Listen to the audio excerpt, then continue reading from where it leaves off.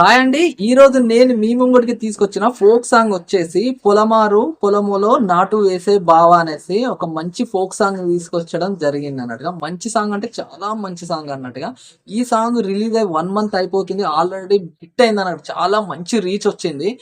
అయినా కూడా ఈ సాంగ్ నేను విన్నా, నాకు బాగా నచ్చింది అన్నట్టుగా. అందుకోసం మీకు కూడా నచ్చుతుంది అనేసి మళ్ళీ మీ ముంగడికి తీసుకురావడం జరిగింది. ఈ ఫోక్ సాంగ్ లో యాక్ట్ చేసింది ఎవరెవరైనా అంటే గనక రోహిత్ జాక్సన్ గారు అండ్ యమున గారు యాక్ట్ చేయడం జరిగింది. చాలా సూపర్ గా చేశారు వీరిద్దరు. బావ మరదల్ల క్యారెక్టర్ లో చిలిపి చిలిపి చిన్న చిన్న ప్రేమలు చాలా బాగా చేశారనేసి చెప్పొచ్చు. అయితే ఈ సాంగ్ స్టోరీ ఏంటి అంటే గనక, ఇప్పుడు జాక్సన్ గారు అండ్ వచ్చేసి యమున గారు బావ మరదలు అన్నట్టుగా.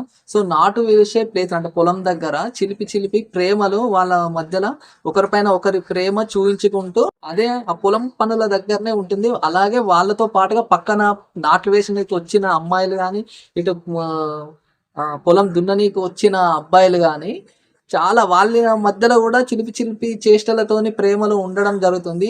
ఆ చిలిపి ప్రేమలను ఒక పొలంలో జరుగుతుంది అనేసి ఎంత బాగా చూపించారంటే అంత బాగా చూపించారనేసి చెప్పొచ్చు. అయితే ఈ సాంగ్ కి సింగర్ గా వ్యవహరించింది ఎవరనేసి అంటే జోగుల వెంకటేష్ గారు అండ్ మమతా రమేష్ గారు సింగర్స్ గా వ్యవహరించడం జరిగింది.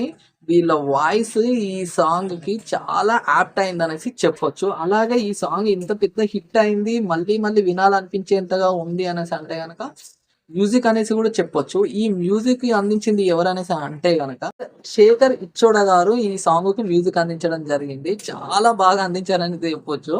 ఇక ఈ సాంగ్ లిరిక్స్ వల్లనే ఈ సాంగ్ ఇంత పెద్ద హిట్.